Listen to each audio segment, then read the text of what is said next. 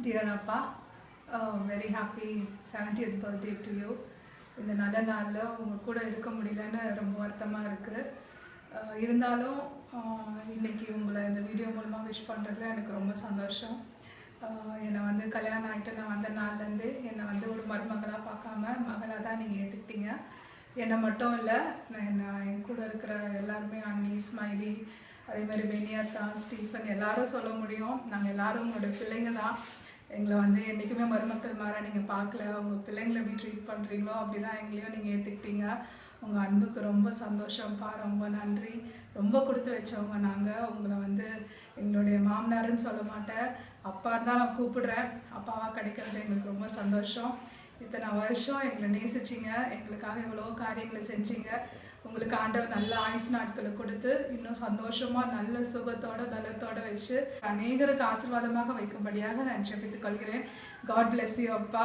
Many more happy returns of the day. Hello அப்பா, first of all happy birthday.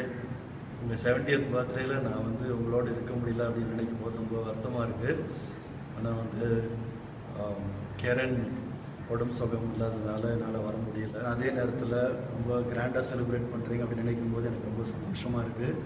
அப்பா, ஆண்டவர் வந்து உங்களை அதிகமான விதங்களில் ஆசீர்வச்சிருக்கிறாரு, நிறைய கிருபைகள் கொடுத்துருக்கிறாரு. விசேஷமாக அநேக போதகர்களுக்கு ஆண்டவர் உங்களை போதகராக வைத்திருக்கிறாரு. எனக்கு தெரிந்த நிறைய போதகர்கள் உங்களுடைய ஜெப வாழ்க்கை, உங்களுடைய வேத போதனை அதெல்லாம் பின்பற்றணும்னு சொல்லி விரும்புகின்றாங்க. அது எனக்கு ரொம்ப பெருமையாக இருக்குது. அது மாத்திரம் இல்லாமல் நீங்கள் எப்படி ஆண்டவரை உண்மையாக கனம் பண்ணி ஆண்டவரை ப்ளீஸ் பண்ணணுன்னு நீங்கள் விரும்புகிறீங்களோ அதே போல் நிறைய உங்களுடைய செய்திகள் மூலமாக தொடப்பட்ட அநேக போதகர்கள் வந்து அதே போன்ற ஒரு வாழ்க்கையை வாழணும்னு சொல்லி விரும்புகின்றாங்க. அது ரொம்ப சந்தோஷமான விஷயம். ஆனால் அது மாத்திரம் இல்லை, ஆண்டவர் உங்களுக்கு கொடுத்த பிள்ளைகளாகிய எங்களுக்கு ஆண்டவர் வந்து அநேக ஆசீர்வாதங்களை கொடுத்துருக்கிறார்.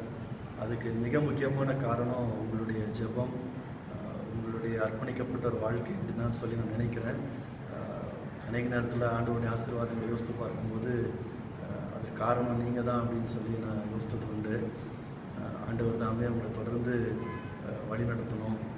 விசேஷமாக ஆவடியில் ஆண்டவர் கொடுக்குற ஊழியத்தையும், அது மாத்திரம் இல்லாமல் வெளியில் தமிழ்நாட்டில் அநேக இடங்களில் நீங்கள் செய்கிற ஊழியங்கள், அது மாத்திரம் இல்லாமல் உலகம் முழுவதும் நீங்கள் போய் செய்கிற ஊழியங்களை இன்னும் ஆண்டவர் ஆசீர்வதிக்கணும். வரப்போகின்ற நாட்களில் ஆண்டவர் உங்களுக்காக வைத்திருக்கிற திட்டங்களை இன்னும் அதிகமாக நிறைவேற்றணும் அப்படின்னு சொல்லி நான் கர்த்தருக்குள்ளே ஜெபிக்கிறேன். கர்த்தர் தாமே உங்களை ஆசீர்வதிப்பாராக. லவ் யூப்பா, ஹாப்பி பர்த்டே டு யூ. அப்போ எவ்ரி வீக் எங்கள் சர்ச்சில் பர்த்டே கொண்டாடுறவங்களுக்காக ஒரு பாட்டு பாடுவோம். அந்த பாட்டை ஜெனிமா உங்களுக்காக பாடணும்னு சொல்லி விரும்புகிறார். இப்போ அந்த பாட்டு உங்களுக்காக ஜெனிமா பாடுவோம். Happy birthday to you, a happy birthday to you. Every day of the year, may you feel